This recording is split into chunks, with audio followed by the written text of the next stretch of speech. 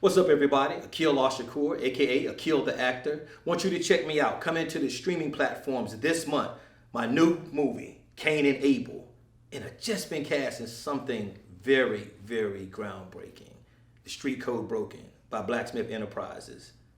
And I want you to check that out as well. But today, I've just been narrativized by the Tasha Avery of The Narrative Club. Welcome to the Narrative Club. We do the critiques for books and movies you love. Now welcome to the Narrative Club. We do the critiques for books and movies you love.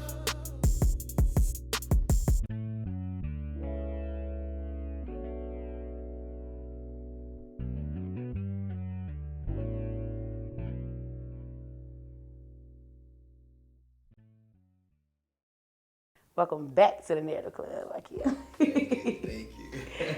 I'm so honored to be sitting here again with you because I see you've been working tremendously. Like, since the last time I had you on with the Turn of the Cheeks, you done did like, what, 4 or 5 projects? Yeah, not more. I'm about to say, because I know you've been working. Let us know what's been going on. Well, first of all, thank you because you're definitely a woman of your word. We had that talk. We had a very heart-filling talk. You know, when the cameras went off, I sort of wish that we could have had that one, but yeah. So it's been a blessing, and thank you for keeping up with me because you've been encouragement, uplifting, and everything. Since Turn of the Cheek, let's see if I can try to name some. Okay, so we'll start with Cain and Abel. Cain and Abel is my second lead role. Executive produced by Renika McQueen, directed by Kamal Smith. Kamal been busy too. Kamal, he's been busy. I think I've done like 3 or 4 projects with him since Turn of the Cheek. Videographer Dylan Sides did that. Did Tina and Lori with the amazing Alexis Louise and Dewan Ford, which we shot in some parts of the studio as well. So that was a blessing. Met your brother during that time. It was great. He played me. He played me as getting ready to premiere June the 19th at the Baylor Theater. Did Perfect Justice in Saginaw, I believe it was. Something like that. Perfect Justice with as executive produced by Lorenzo Pearson. I'm forgetting some stuff. I know you've been busy though. Yeah, and I'm doing a series in Ohio now where I play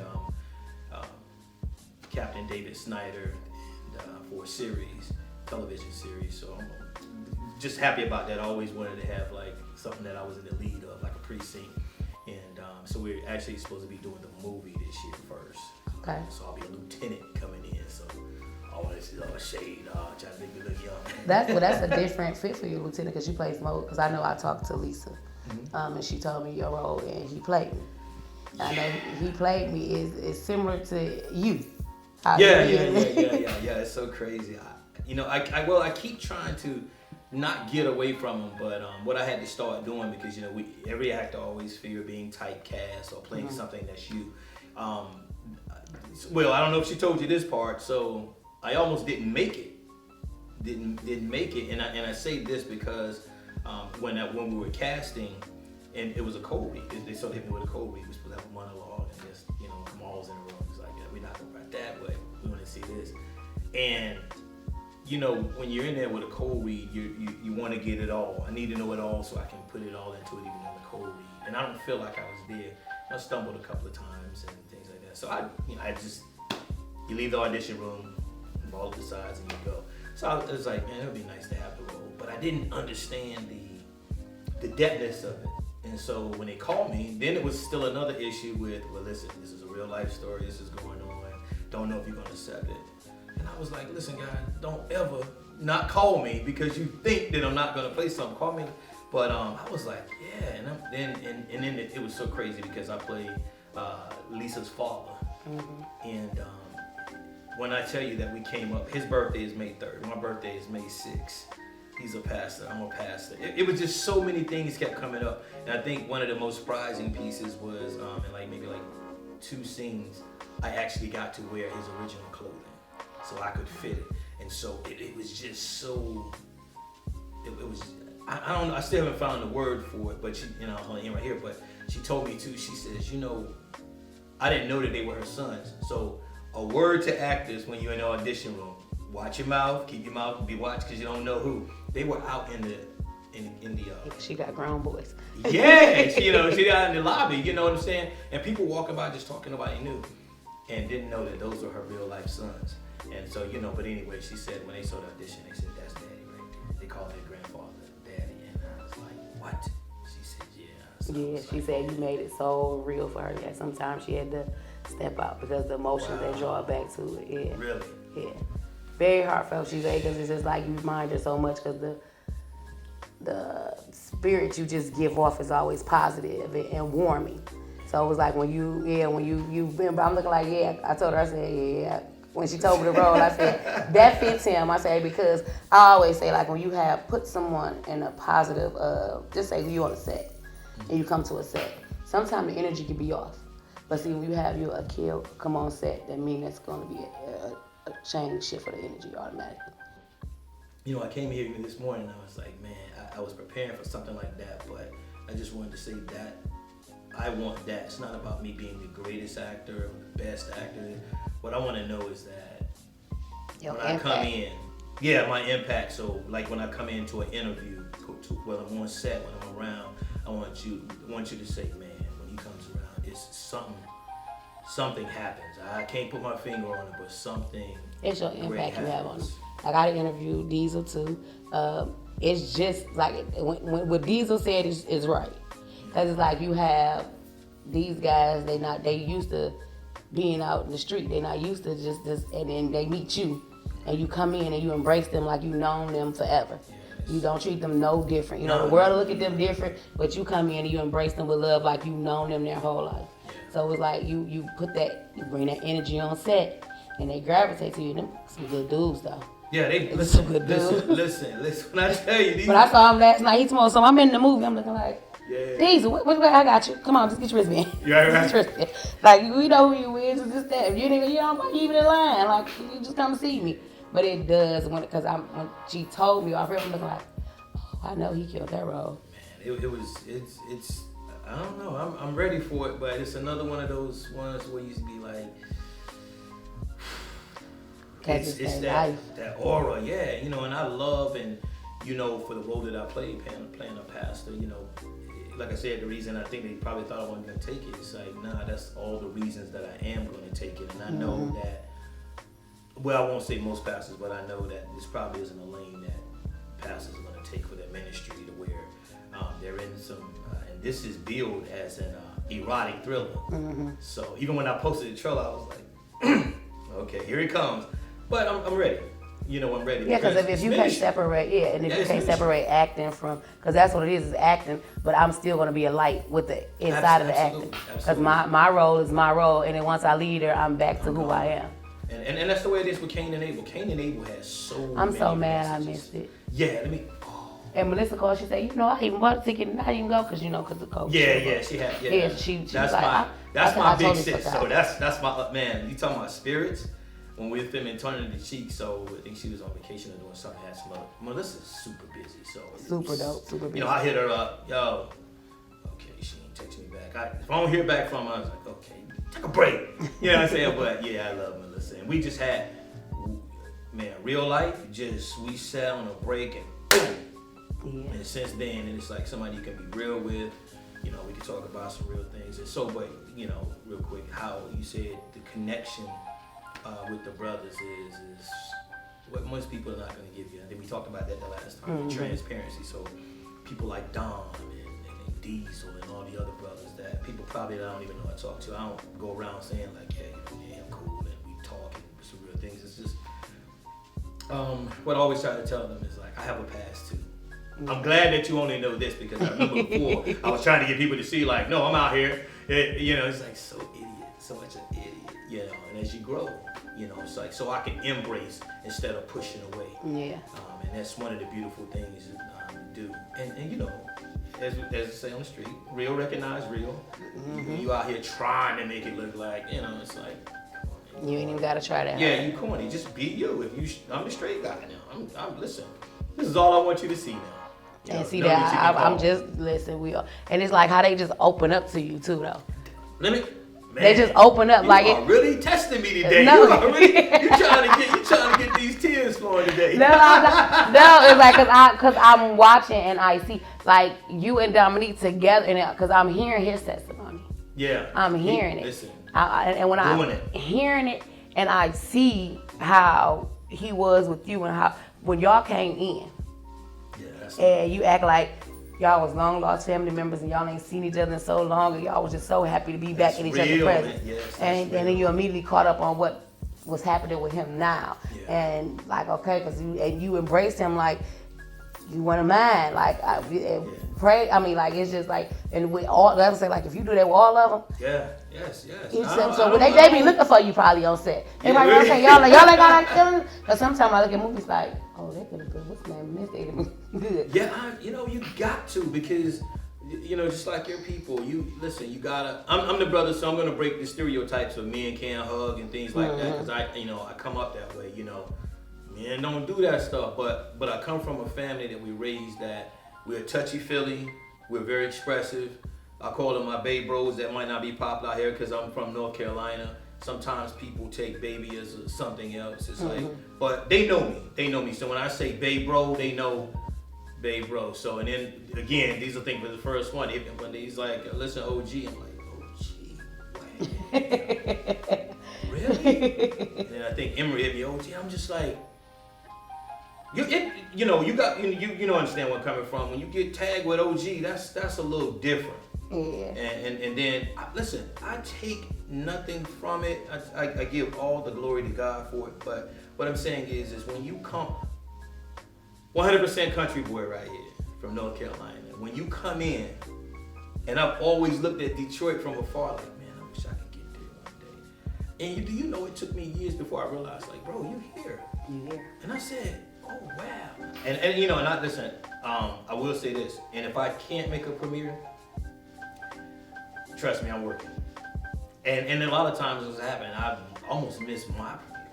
You know what I'm saying? Yeah, it happens. Yeah, it is. And because you vlog with work, I've got things I'm scheduled to shoot, and I've got everybody on standby. Like, listen, I gotta wait for this shoot schedule to come in. I might not, and I really thought I was gonna miss Cain and Abel.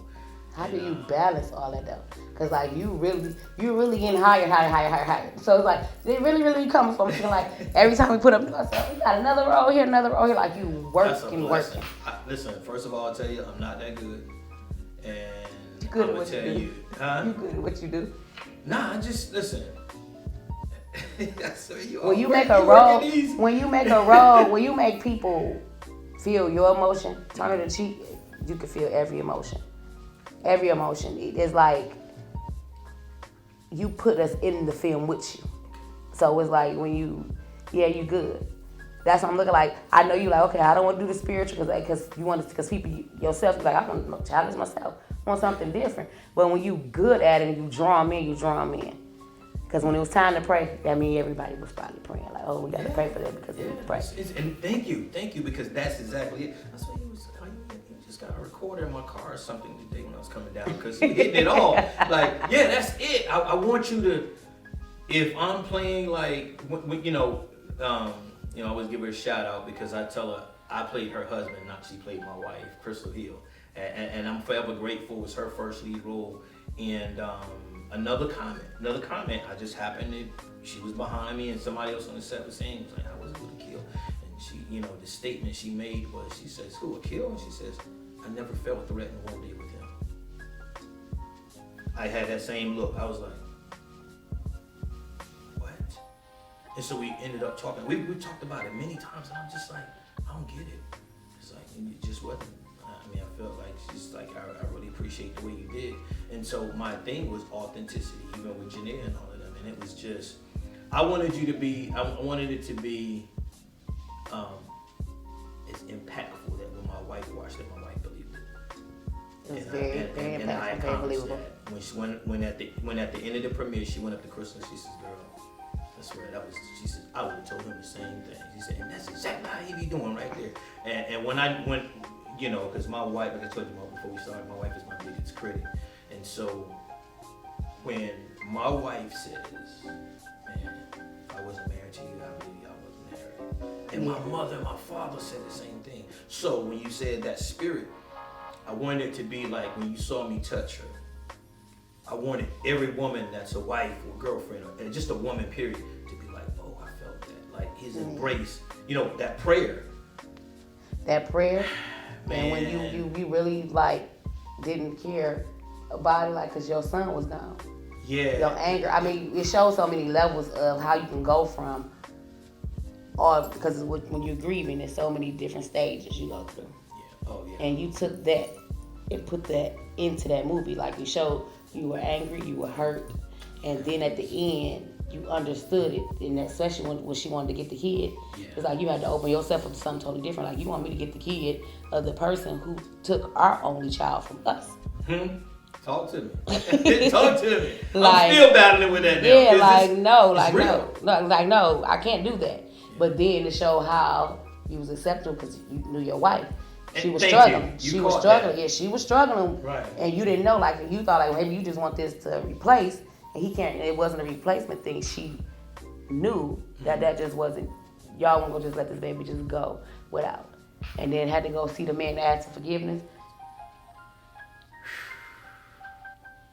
People don't know how deep that movie is. Listen, when I tell you we left sets every night, Chris and I, we talked about it.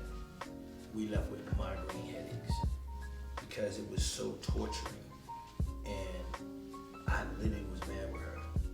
Like, this is, so even like with the prayer, you know, when it happened, it was so real life, just like it was, you know, like I pray with my wife and pray for my wife. There's some things that I miss that I think maybe she's upset about, and I'm trying to figure out what I do. Like, it's like nothing. But I'm like, but look at your face. What's going on? It's like, but then she wants certain things, and sometimes I think I mean, you know, men, we all. I see you. Go ahead and say it. So I'm gonna go ahead and say it. No, because, you know, I have a lot of conversations with different guys, you know, in this industry, because they have, you know, wives, and I always tell people, sometimes we are emotional, and women are emotional anyway. I sometimes some women think it's the husband or the boyfriend's job to fix them. When in actuality, you don't know what, because you hurt on the inside. Come on. Your mate can't see your inside. Come on. You can't see inside. And actually, sometimes we don't really know what's wrong with us. Because I always tell people, like, yo, I'm afraid to go to therapy. Oh, not me. That's what she did for. Yeah, remember? That's what she did. That's what I have a female therapist, but they're there to actually break down stages where, because that's their profession for this. Mm-hmm. But see, sometimes as women, we think like, well, you should know. No, you don't know. You're right. In reality, we be sitting there looking like a woman can actually just bust out crying and be like, she said that. and then the hour later, you be like, the hell I was even crying for? Like, look, you know, and it's like, so when you have these moments, when people looking at these films and they see it and they see a man still like, okay, I'm gonna give you your space and then come back later and regroup. And even so you were so against it, but when she asked you to pray. Yeah, I can't do that. Yeah, come on. That's the pray. You pray about it. You pray and you have faith, and I tell people, and I don't take that lightly. We preach it to our children. It's like, man, there ain't nothing I can do. You know, I preach like Sunday schools and things like that, and people say, you know, you hear this. You know, I know how it feels. You lost your mother, because I lost my mother. No, you don't. And I tell myself, whoa. Everybody feelings and emotions. Yeah, I don't know what type of relationship you had with your mother. I don't know what type of relationship. You and your mother had a bad relationship. You know what the relationship was like? You know what I'm saying? And so I would never tell anybody that. And I also tell people, listen, I don't know what to tell you right now. So the only thing I'm going to do is pray for you. No, I ain't going to even pray for you. I'm going to pray with you. Because the word says what? That's the prayer in the movie. I about to say, I probably forgot. No, you ain't forget it. The fact that you brought it up. It's like, I'm going to pray with you. It says, well, the two or more are gathered in. And that's it. That's all we gotta go back to. So we're not gonna figure everything out. That's the whole thing. It's a mystery. I just told my friend that she said she was mad at the girl at work because she had sat down and said her mom get on her nerve and all this. Mm-hmm. And she said she wanted to tell her, you know, about my situation. I said, well, my brother had to break some reality to me. He said, well, everybody's relationship with their parents are different. Very. And you can't tell them how to feel. As much as you want to say how you're feeling, they may not feel like that. Absolutely. At the end of the day, if their mother passed away, they're gonna hurt. Absolutely. Because you won't have nobody to even argue with no more, nobody to be. But you really can't tell no one how to feel because you didn't grow up with them, you didn't have that relationship, the impact wasn't, with you, or the damage wasn't done with you. So, like, the biggest thing I learned with the when somebody passed, and they be like, they still going through it, and people like, oh, you'll be okay. What does that mean? What does that mean? You'll be okay. That mean, you know what that translates or into? Or it'll get better. That's something like I'll never tell nobody that. You know what that translates into? Whatever. Because you really don't know what to say. Yeah, it's just say that. And or just say sorry for your loss and. That's it. Condolences and prayers and that's keep it moving. That's it. But you have to. The thing is, you have to be in that seat to be like the dumbest thing you can say to somebody is it'll be okay. Eventually, it'll be okay. It'll be okay. No, it's not eventually. This is a lifelong thing that you have to go through and live with. So it's like, okay, one day you're up, one day you're down. So and then men don't break easily. So but when a man loses, like you just said, when your wife told you that, as a man you're looking like, no, I can fix everything. But she bluntly told you out of her mouth. So now it's like, okay, acceptance. I'm gonna go see how I can figure it. Now you gotta worry about how you gonna fix the situation with you because, hey, now I'm out of my league because she said I can't fix it. Yeah. And that's, I'm your husband. Mm-hmm. And that just comes from the role of us being protectors. We're natural protectors, even if it's not our family. It's just, generally, men are gonna step in. Yeah, real men are gonna step in. A man there you go. See, and I dislike the fact nowadays that we have to throw out that disclaimer. A real woman would do this. A real man would do this. No. The way it was set up, this is what a man would do. This is what a woman would do. And my wife and I know we're going to tie back in, but the way things are set up now, I'm born in the South, we raised, and that doesn't mean because I come here and it's like, man, you from the South? And it's like, no, I was born here in Detroit. Nah. Where are you from? Where are your roots?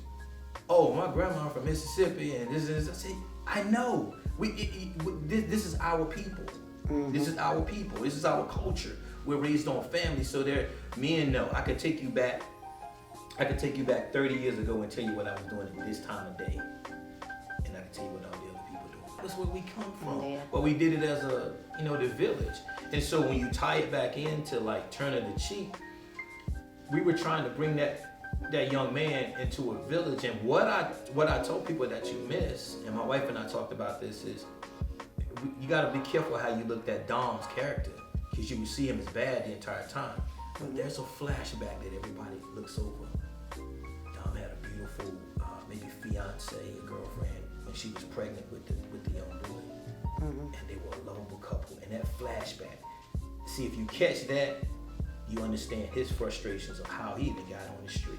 Because it never implied that he was on the street before. No. But it shows him as a loving, he still was a caretaker. He still was. Yeah. That's how he ended up in that predicament. He just was trying to take care of his family. Mm-hmm. He had a kid. He was responsible for it. And not knowing that was going to trigger off while it was triggered off of. Yeah. Just bad decision making. Thank you. That's what I was going to tie in. That's why a lot of people, I wish a lot of people, when they put Faith back, you go ahead and check it out. Like, just check it out because because I loved it. I loved it. That was my favorite movie. Thank you. That was my favorite movie of 2020. And it's like, because it was something very different. And I'm a person who like all kind of hood books and hood movies and stuff like that. But it's like, it was just something so refreshing because it can easily happen to anyone. You know how many guys told me, and male directors told me, says, man, it had to be a woman that wrote that. And one director called me like 4 o'clock in the morning. He didn't even know I was in the movie. He was watching it because he heard one of the other actors were. And he said, man, I'm sorry to call you sir. He said, man, I'm watching this movie. He's like, that's Aqeel. I said, yeah. I'm just like, yeah, man. He's like, yeah. He says, man, I don't know why this thing ain't on Netflix right now. He says, man, this movie. He says, look, who wrote that movie? I said, Janelle Black. He says, I knew it. He said, it had to be a woman. He's like, man, he said, man, I don't cry off this stuff. I don't never cry off it. He said, man, I'm in here. He said, I'm in here at 4 o'clock morning, man, I'm crying. I just had to pick up the phone and call you. Another actor and director out of Chicago called me. He says, man, who is this? They wrote out of this movie? And I told Janea and Melissa when we first started, and I was like, man, I hope y'all don't mind me calling. I'm gonna be calling y'all a lot. I was sitting in there crying at home, going through the script, Because it was so many emotions in that, so many emotions. So, and now you got this new one that's gonna be just as much emotion packed. Because when she broke it down to me, and I'm looking at her, and by looking at her, this can't be your life. Like, this can't, and I'm like, yeah, it's, man. and we only say, because we don't want to give it away. No, I got you. It's a life story. It's her true story. True story, yeah. Her true story. And I'm just sitting there looking like, and a lot of people don't understand she did it in the right way. Yeah, she put a book out for her. Because I get a lot of people always tell me, well, I got a book about my life story, where I could write a whole book or a movie about their life. And I have to say it without being mean. I'm like, I'm not being mean, but if you already don't have a type of platform, nobody's gonna care because they already know who you are. So with her, she already got a book out that women used to reach out to her all the time. I said, now you got it on the screen. I told her, I said, when you sit, because I know you done seen clips of it. I said, but when you sit and actually watch it in that theater, and it's playing back, and you see everybody watching it, so it's gonna be a whole different feeling. And she said, I'm gonna have to step out sometime. I said, because it's your story, some of the hell that you done went through and all that, because I'm looking, I said, I can't wait to see it. Yeah. And then I was like, because with your role in it as a pastor and as her father, I'm like, oh yeah. Man, you gotta understand, I have a daughter. I have a wife that has been through a lot of things that we talked about the last time after the cut.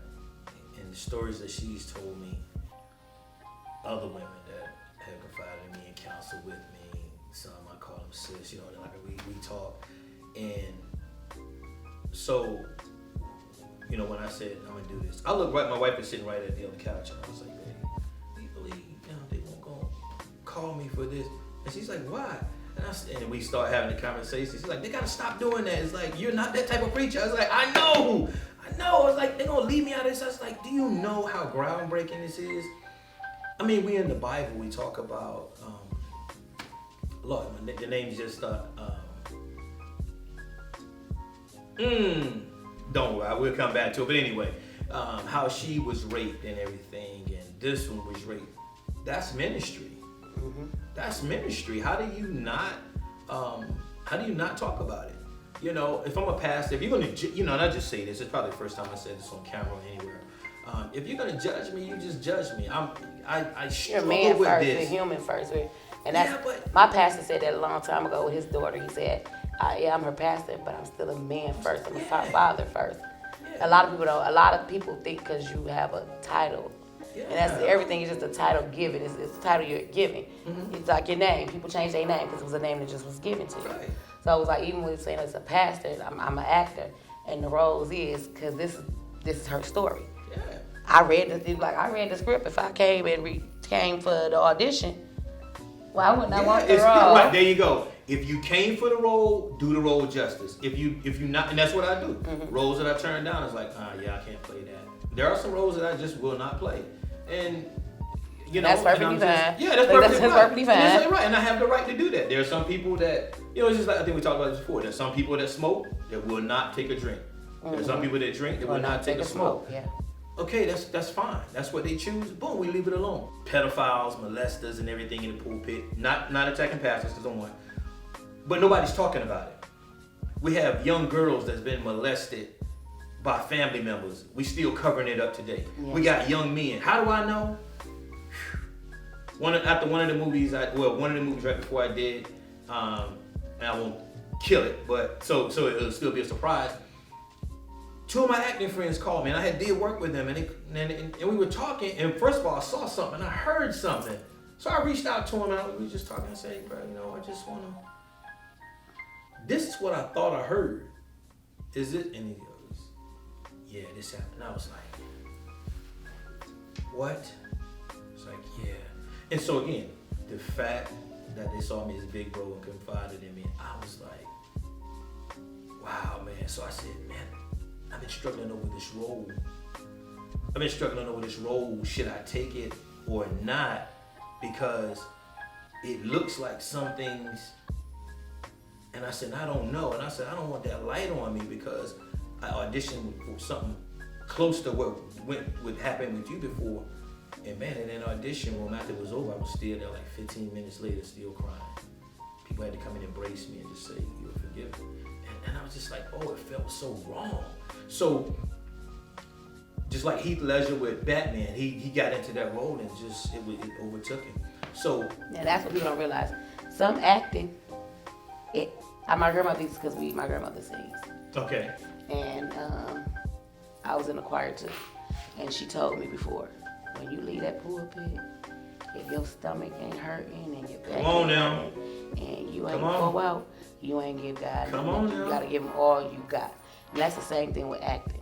yeah, Your emotions supposed to be there. They're supposed to be so raw that Man. you are actually that person. Like when you, like I said, I just did a whole production with somebody else, brand new actors. I said, you're supposed to come in that person. You're not the person you are. You would stay in character. Mm-hmm. Stay in character because it won't leave you. And then your emotions. Think of something. Like it was one boy, he had a nervous giggle laugh. And I kept saying, you supposed to be scared. I'll keep hearing the giggle. Right, And I right. said, you have to think of something that will piss you off, that makes you upset. And the next thing I know, the whole thing changed. The whole mood shift changed. Because you have to become that person. The emotions are going to show out through camera only when you step outside of yourself. Oh, the camera will call you a liar. Yeah. And that's what I'm talking about. It's one of those things like, I shouldn't say this, but I'm gonna say it because we're talking about. We said we're gonna be real about it. It's nothing like when you see it. And I talked to one of the brothers from Moolah, but he was talking about this. It's something about, I don't understand. We have all these resources around us that we can act. When you're in a role, I'm like, Detroit. How many police officers? I don't know. Yeah, well, right. You don't know the number, right? Mm-hmm. So when you're playing a police officer role, who do you think maybe you want to go do some research with? Another movie that you saw, somebody acting like a police officer, or A police officer. just pull up on one of them. They'll be glad. Tell them you're shooting a movie and say, "Man, I just want to know because I want to get." Because nothing makes you madder than you see stuff that's technicality. You're like, don't nobody do that. Yeah. Don't nobody do that. Yeah. I I call them like that all the time. Like, did you see that? Now don't nobody do that. Don't nobody.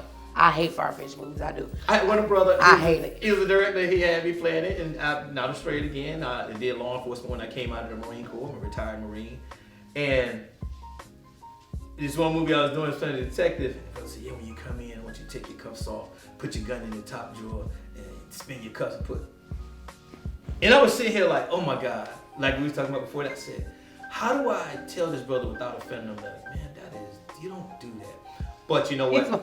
You don't know. We don't do that. Yeah, and I understood why he wanted to do it. It's the movies. I said, but when I explained it to him, I said, and then I gave him my background. I said, yeah, and this is why you wouldn't do this. And it's like, he says, oh, I never. He says, oh wow, I never thought about that. I said, yeah. I said, now what I want you to do now is you watch all the other movies that be doing things like that, and. You realize, come on, when you go deal with the Detroit Police Department, you ain't got all that freedom when you walk in there, huh? Are you just walking in and out? You just walking in and out doing what you want to do. You don't do that. You don't do that at your mother's house. Yeah, let alone Huh? go to a police station. You see what I'm saying? And so that's what we have to bring. We really got to gotta do our bring homework. research. Yeah, You gotta do do the research, Do do your research. homework. Do the your research. homework. Yeah. Like, cause you know what's going on and what's not going on in your hood. I just told him that yesterday. I said, just when I look at a movie and I see some stuff like, how did y'all even get this on paper? Y'all could never see nobody do this. This right. And so what the actor has to do is leave himself alone. You're not you. Mm-hmm. You're not you when you're on set. So some people ask us, it's like, why did y'all do all that crying? Like, what were you thinking of? What do you mean, what was I thinking of? Thinking about I lost my son. I said, man, did you read this? Did you see the movie? Like, this is what was happening. Yeah. I was really mad with her. And she come home like everything good. I've been shopping at Toys R Us with my credit card.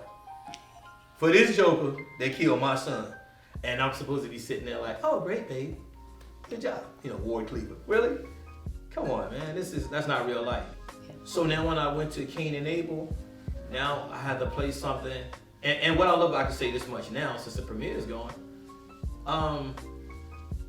Turn the Cheek, I was all the way right.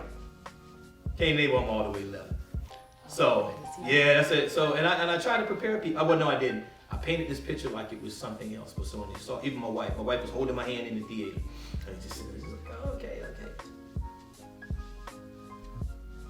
Bang! Oh, I can't stand you. You became a bad guy that fast. Yeah, and yo, my son is sitting on the side. My youngest son is sitting on the side of her, and he's just like, dead. And I hate it because I do become that villain, right? But I've been waiting for a role like that.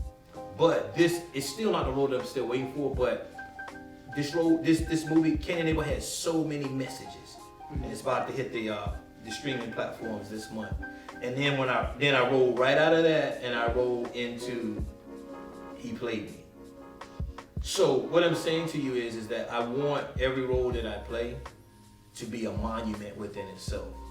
Not about me, but I want you to look at the film and be like, man, You own it. they own. Well, not just me. I'm saying I love my people around me to be great, because who's gonna watch the movie and for me to say, look, wait till the fifth scene. When you can't get past the daggone the opening, it's like, oh, come on, man. You know you don't watch movies like that. I watch movies like that. You know what I'm saying? You turn it off and man, you just like, wow. Then you got to go back maybe a year later. It's like, okay, I'm gonna probably watch it. You know, say a year later. Like, yeah, and it's, you know, that's how we do. Yeah, because sometimes you I like to be able to get it and stay in it. Like I really do the storyline. I like the storyline to flow. And then me, certain times of the day I watch certain movies because it's not gonna grab my attention. My attention is hard to grab, so it's got to be something compelling. I gotta believe the storyline. And so He Played Me. Come on, what better? Somebody's real life is erotic that it is. But I'm like, so my question now is like, what I'm waiting for. So Pastor, what you telling your daughter? Yeah. Pastor, what you doing with your daughter?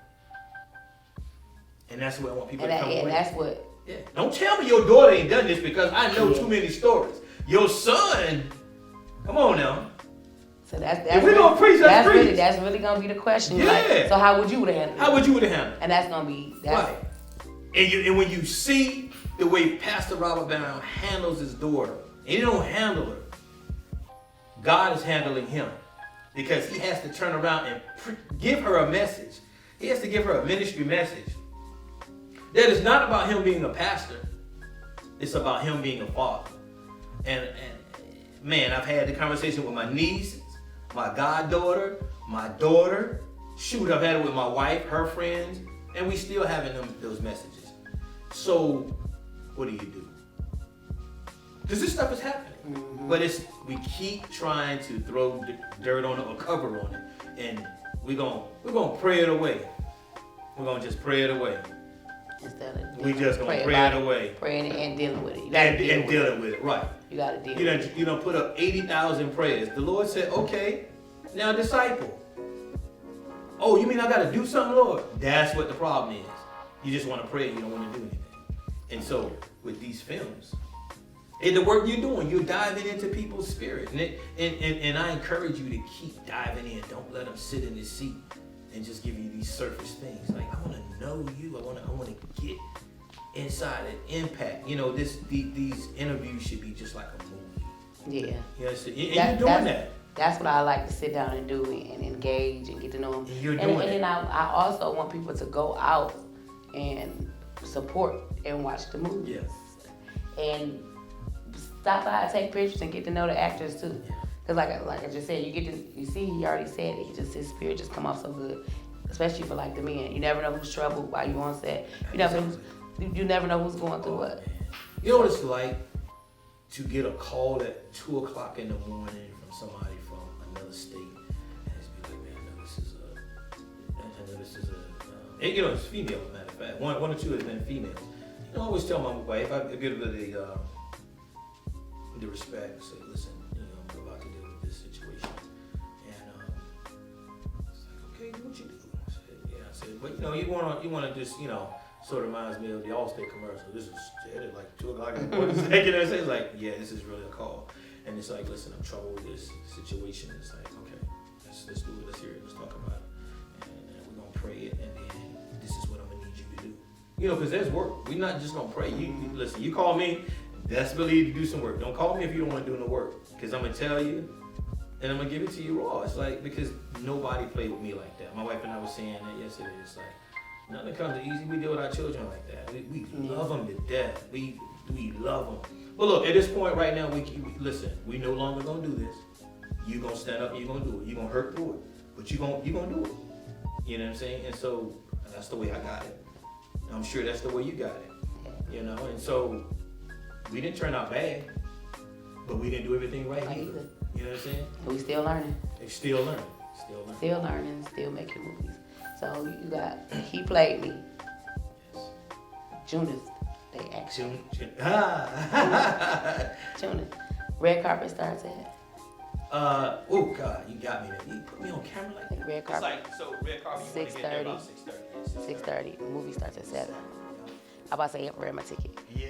He played me. Well, we thank you for stopping by. Thank you. Blessing us, as always. I had to get you back because I just know your spirit is just so good. And you always welcome here to Near the Plug. Yes, I thank you. Thank you for the promotion. Just thank you for your spirit, and always thank you for being real with it. That's it. That's the best thing we can do. That's all we can be is real. Yeah. I thank you. Thank you so much. Thank you.